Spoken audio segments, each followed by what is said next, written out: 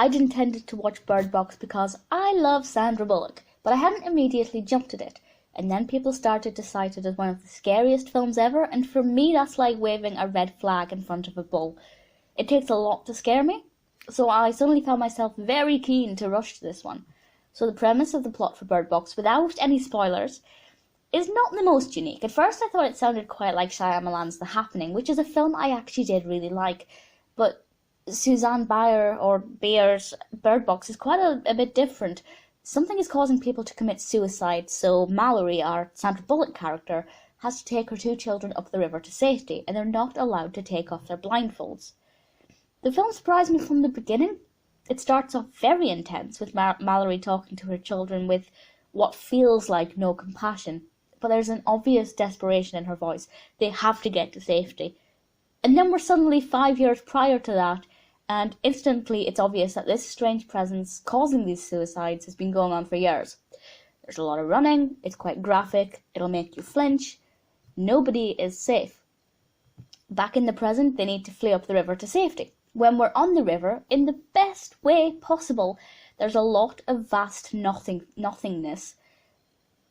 Then we're back in the house, and there's so much uncertainty. We know she gets out, but what happens to the others? It's very rare that intertwining analepsis and prolepsis like this is done well, but it's incredible.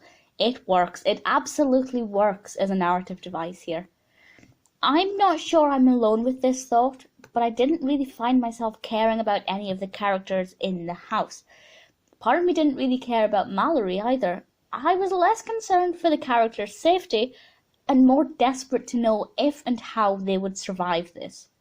I was, however, fascinated by the way in which Malorie treated her children. She didn't feel motherly, but stern and harsh, but it was necessary. Obviously, I thought Bullock gave a stellar performance. When we consider the fear factor, I don't think I was ever scared.